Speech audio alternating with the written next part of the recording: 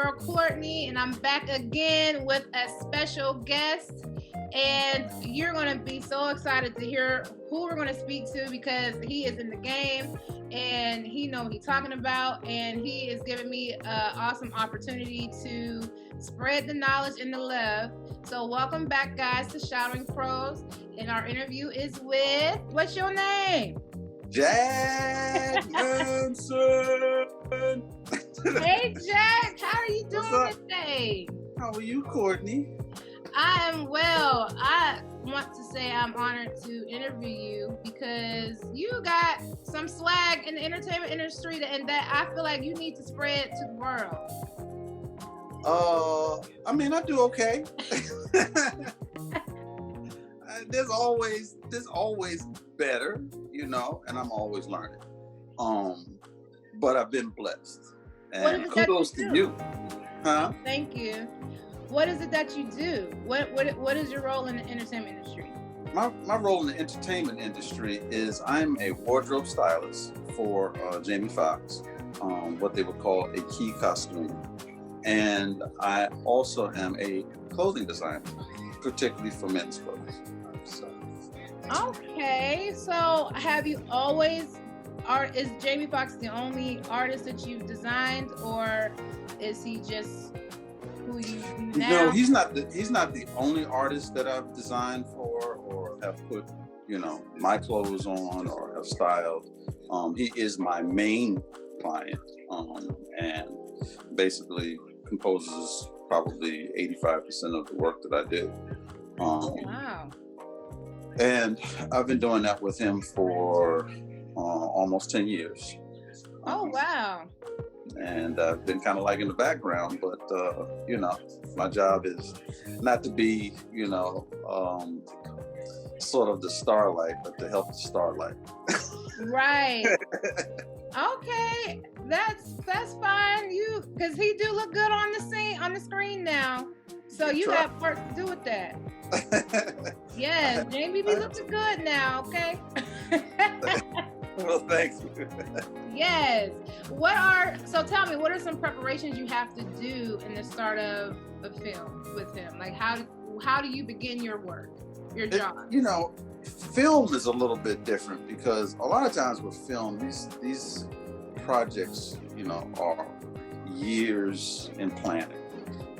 So they hire, you know, lead designers for those shows that actually hire then, you know, key wardrobe stylists and wardrobers and tailors and costumers. I mean, you know, it's just it's a bigger department than just wardrobe. There's a lot of umbrellas underneath the title of the wardrobe. So in preparation for, you know, a lot of his film roles, a lot of those looks and things have been established by the designers and by the directors and what have you. So, you know, going in, a lot of times it's a matter of just doing the fittings and making sure that the clothes look the way they want them to look on camera.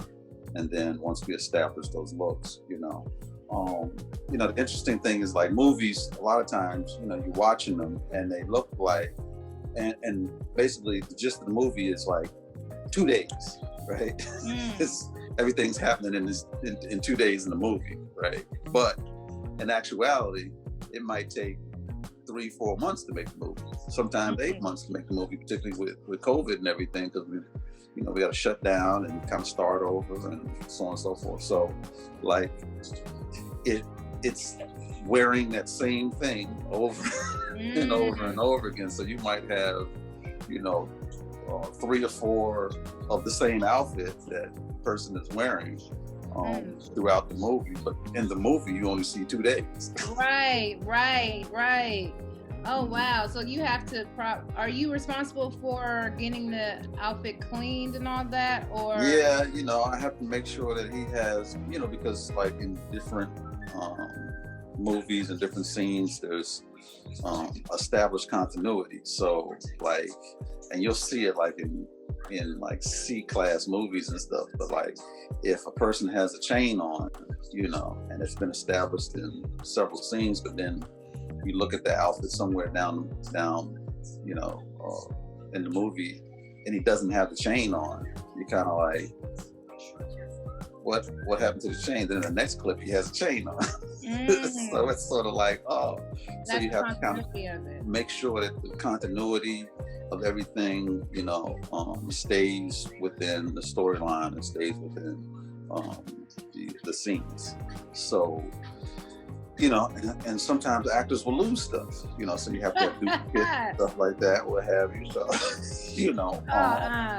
or they might just rip out of the clothes or something like that. And you're like, yo, I gotta, now put you in the second outfit because we're still doing the same scene, but ripped out of that, what have you. We gotta sew this back on and put this back together, goodness, what have you. So that's where film kind of comes, in terms of wardrobe style. Now, TV, when we just finished a TV sitcom that should be coming out on Netflix pretty soon called Dad Stop Embarrassing. And yes, his daughter is the executive of that.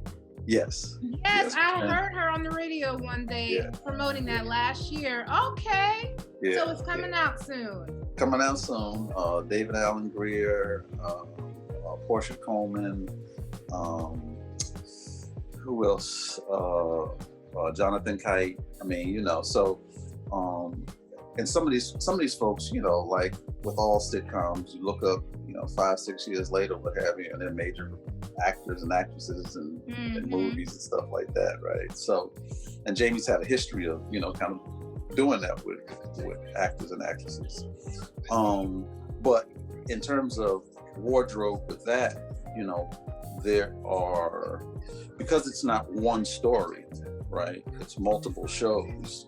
You have multiple different outfits, right? So, and then the showrunner and producer of the show was Bentley Evans, who was also the producer and showrunner for the Martin Show, as well as the other Jamie Foxx show. So he's really known for like taking that same character, right, and then spoofing him into other different characters, right? Like Martin would be, what's his name, Jones, the karate dude, or he would be, little sniffly kid, or whatever. Right. Okay, I see what you're saying. Right. So with this show, he brings some of that to it. So, they're sending me scripts where like they want him to be a certain character, so that I have to go back and create that character for the script, plus him as dad in the show. Oh my goodness. So he has one outfit that he's wearing as dad for the show, but then he's also got these other outfits that he's got to wear for the characters, what have you. So, it becomes it becomes really intricate in that way, what have you. And also just like communicating too with the producers, the directors, the actual actor, in this case Jamie, like, is this something that you want to wear, and also the producers and the directors are giving you instructions like, we don't want any logos and we only want certain colors, and so on and so forth. So you're trying to juggle and manage those things to create and have a well put together look, for the show. So it's a little bit more involved in terms of I can't say that. No, it's not more involved. It's just that there are more changeovers on TV than there are. Changeover, meaning that there are going to be multiple looks for the client, right? As opposed to in a movie, unless it's sort of like a movie that's built around dress and fashion or something like that. A lot of times these movies, the character is in one outfit. At the most, maybe 3-4 outfits for the duration. So, and like I said, if it takes 8 months to make the movie, we got 12, 13, 14 outfits of 3. I was gonna ask you that. So you have multiple like jeans of the same jean, because you have to Okay, I see. So how do you guys pick the clothes? Is it like, example, if it's from a fashion designer, like a popular jean, do you have to get permission to use that jean in the movie, or like how does that work? Well, it depends on the network. Okay, again, in film, oftentimes if you see a product in there that is an actual real product, then they've paid for that spot, and that can be really expensive. So if you see, Crest toothpaste on the sink in the movie, Crest has paid money to have that spot. So does the network reach out to Crest and say, hey, we need a toothpaste for this scene, you want to be a part, or does Crest come to the network? How does that work? It'll probably go both ways. They have, script writers and people that are like, okay, we want to, raise money for this film. So how do we basically, finance this film? Well, you can sell off spots in your film for people who are willing to want, eyes on their product. I always was curious how that went down. Okay. Yeah. So you teaching me stuff. Yeah. So that's that's one way, right? But go back to the question again, because I don't want. No, you're fine. I was just asking about the type of jean. Like, did you have to have permission? Yeah. So that's what I was gonna get to. So like in terms of the network's television with clothing, right? For instance, we did Be Shazam for 4 seasons, but CBS Fox is a very, very, very conservative network, right? So they don't like anything that like resembles street or hip hop. They don't a lot of logos. They don't want any of that kind of stuff on any of the game shows or any of the stuff like that. So, and then anything that in terms of designer, we have to get clearance through the legal department. So I'll basically have to take pictures of the looks that I'm, trying to do, what have you. And then what they'll do is I have to give them who the brands are, and then they will contact those brands, and the brands will say either yes or no. And then they will send them a waiver and so forth. We had a situation on one of the shows where a brand got, like a lot of exposure, right? Because Jamie was wearing it and it hadn't gotten cleared, right? And I mean, the front office, they lost their shit. They were like, he can't wear that, and so on and so forth, and we gave them too much commercial time and all that. And now, I was like, yo, like, we was just trying to put some clothes on. He liked it. Oh no. But no, it gets really choppy. And then, there's brands like Gucci and Louis Vuitton who don't put their clothes on television. I don't think I paid that attention. Yeah, so interestingly enough, if you watch TV shows, okay, and they're probably changing a little bit. They're changing a lot now, but even as recently as 3-4 years ago, what have you, Gucci, Louis Vuitton didn't want any of their stuff on television. They would only promote their stuff on red carpet. Now, it's not to say that people didn't wear Gucci and stuff on television, but it was something that they did, and it wasn't through one of these other corporate networks. So on the corporate shows that you watch, like Fox, CBS, NBC, ABC, what have you, you're rarely going to see a television show where you're actually going to see somebody wearing Louis Vuitton or Gucci or Fendi or one of those things. they refused to do it, which is part of the Kering Group. So all of those companies are part of the Kering Group, with the exception of Louis Vuitton. Louis Vuitton is all by themselves. Well, has Jamie ever wanted to wear any of those and just? I mean, yeah, like on award shows and things like that, what have you. You know, it's fine. You don't need to have what have you. But when you're doing an actual, like I said, sitcom or drama show or comedy show for the network, then I don't. He limited to what he could wear. Okay, you know what? And now that I think about it, I haven't seen those brands. I just never thought about it.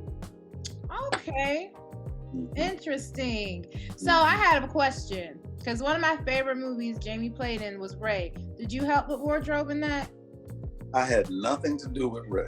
Oh no! What was interesting about Ray was filmed in New Orleans. And I lived in New Orleans for 17 years. And I used to see Jamie around town while he was filming. And a lot of those scenes from the movie were actually shot right on the block that I lived on. So I would see him. I had never met him or anything like that. So fast forward, 6 years later, what have you, after I leave the basketball team, I get a call, and the call is to train Jamie for Jenga. So that's how you guys met? So that's how we met. Wow, and he loved you ever since. Loved working with you ever since. Okay.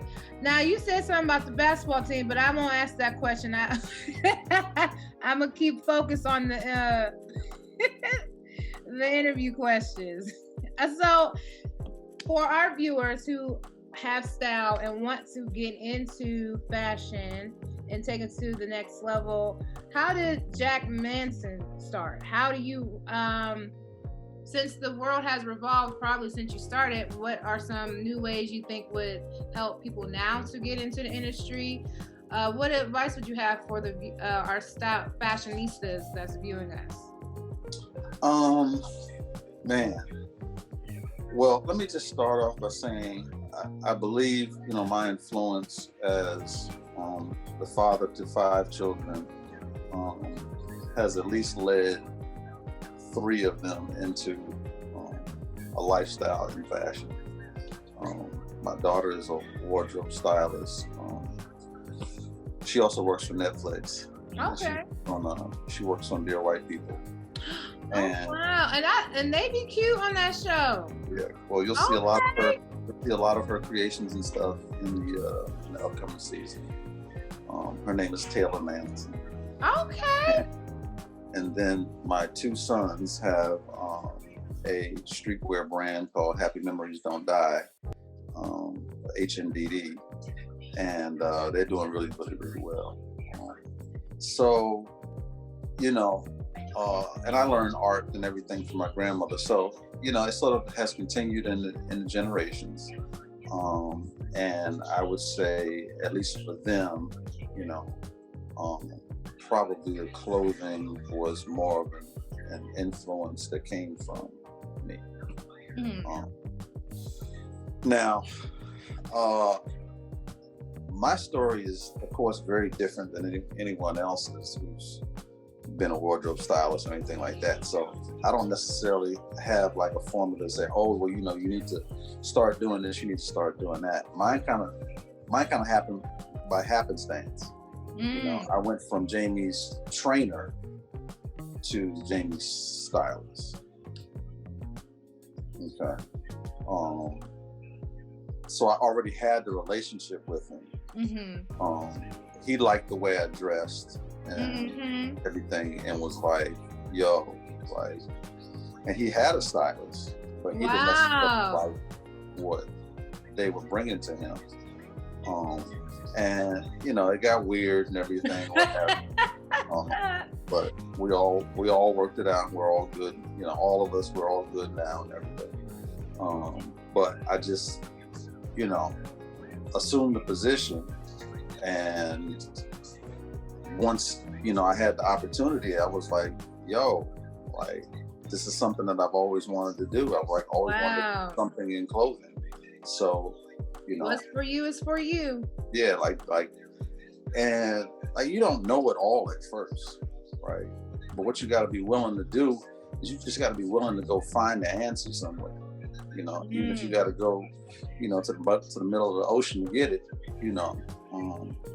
And that's the one thing that I would have to say Jamie had probably always appreciated about me, was that like he would sort of like give me an assignment, right? And most people want kind of specifics on that assignment, right? Right. And I would ask him for those things, but it was always very vague, because the answers were always very vague in the response, right? So, and I'll give you an example. So we would get ready to do a commercial or something, right? And the commercial is, let's say, a car commercial.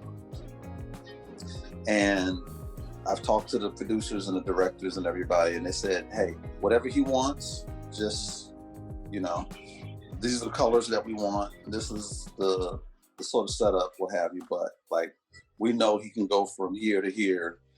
We've seen your work, what have you. So like, whatever you all decide to do. Okay. So then, I'll go like, okay, so like, what do you want to do for this commercial? What have you? He said, I don't know, man. I don't know. Some fly, man, shit. Let's just do something fly. Of course. And I'll be like, okay. What does that mean? Right? It's sort of like stepping into the ocean, right? You just like, okay, where are we at now? So, in that vein, I would just like start pulling different looks, right? And then I would just like present them to him, and he'd be like, oh, I like that. Mm-hmm. Right? And then we finally narrow it down. But it's a process of the willingness to peel things back and go look for stuff. Okay. And he might come back to me and be like, no, let's just do all black. And then now he has a specific answer. Right. So I mean, there's a lot of different challenges and stuff that you kind of face. So would you recommend for people want to get into the industry, maybe shadowing someone or doing Definitely. internships? I mean, that's what my daughter did. She lived in New York for about 10 years. She worked in retail for a long time. But she went to the art school, the AI, the Art Institute of New York, and graduated with a degree in fashion. So she worked in retail for about 10 years, and then she moved back to DC for about 6 months. But in her research, she wanted to get into wardrobe styling, and she was following this woman, Ceci.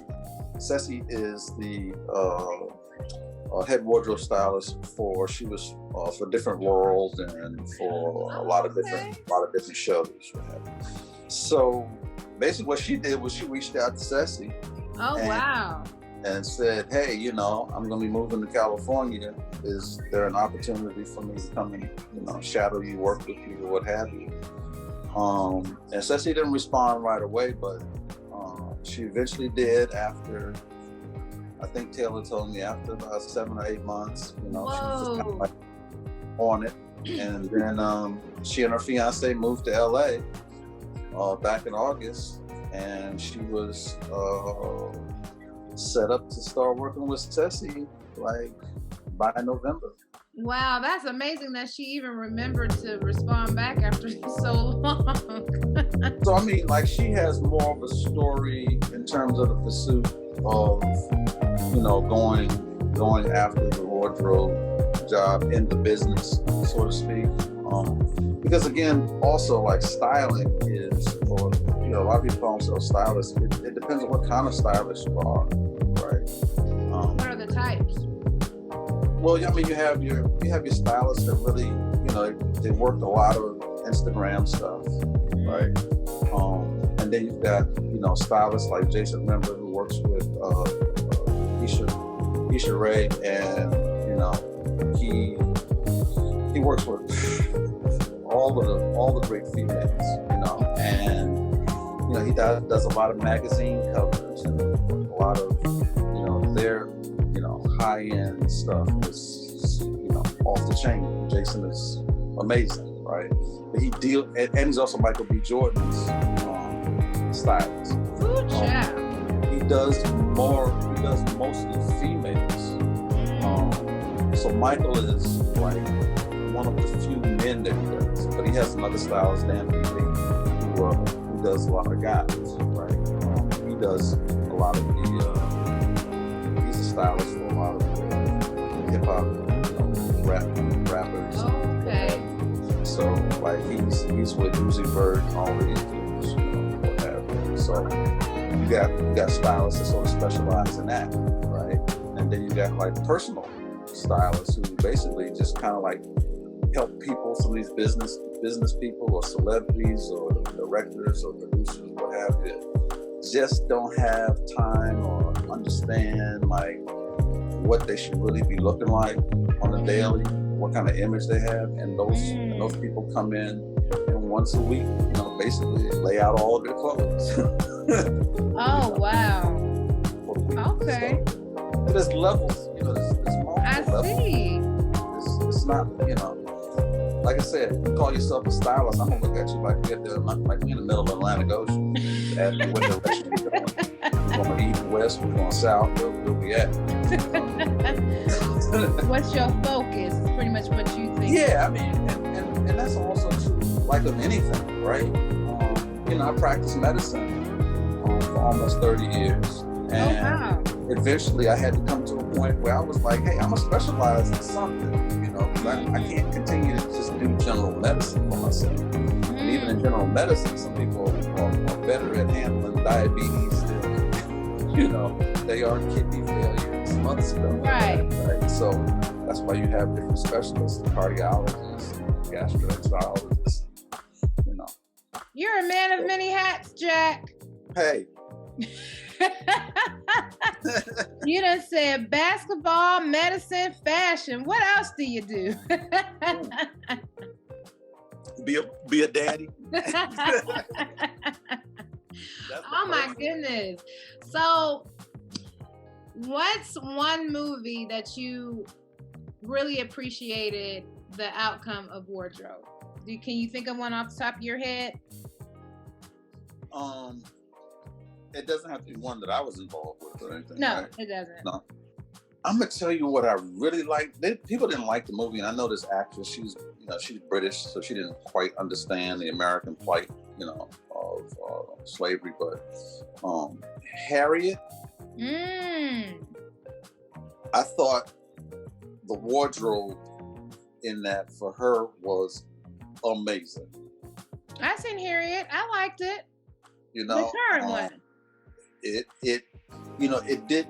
didn't make Harriet Tubman look like this like mammy, just beat down, cratered woman that was just trying to get across state lines with slaves, what have you. It showed her like, yeah, she could go do that if she had to, right? But there was periods of that where like she showed up and she showed out. It was like, damn, girl, what you got on there?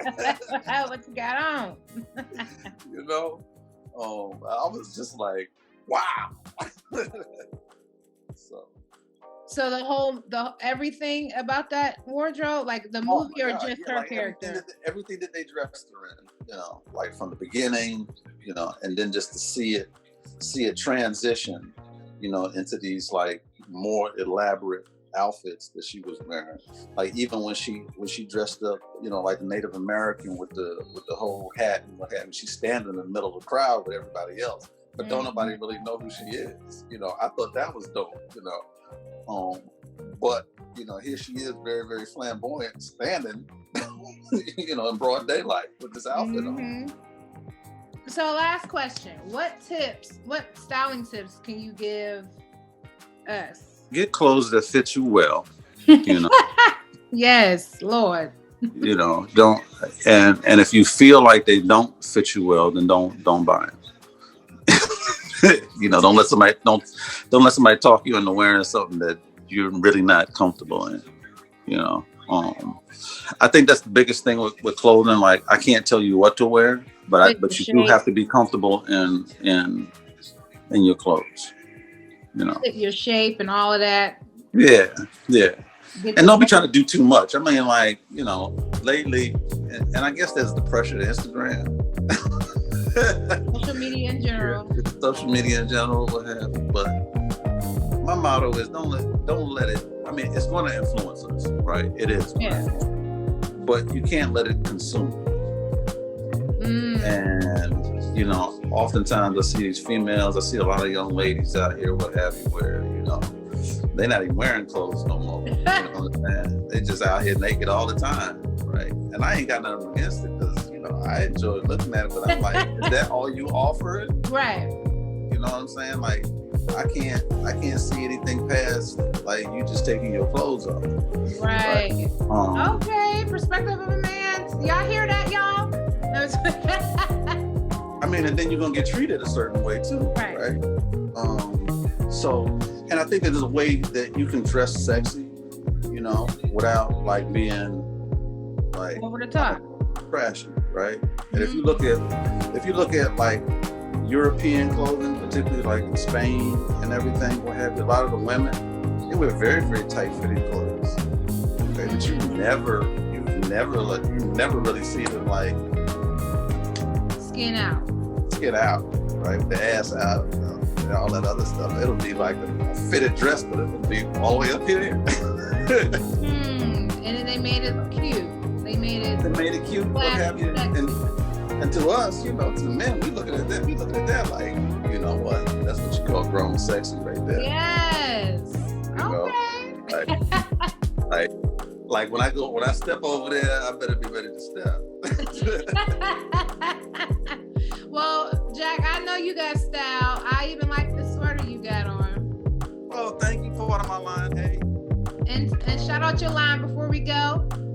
It is Jack Manson's Signature, known as Signature. You can check me out at Jack Manson's Signature on Instagram, or go to www.jackmansonsignature.com.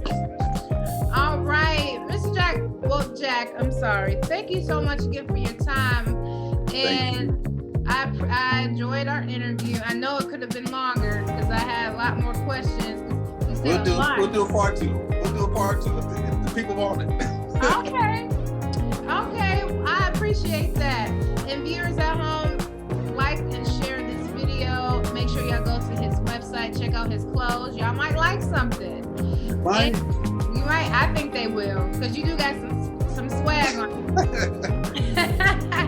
Well, we're gonna sign off and walk. And thank you again for viewing our show. And see who I got next time. Peace out.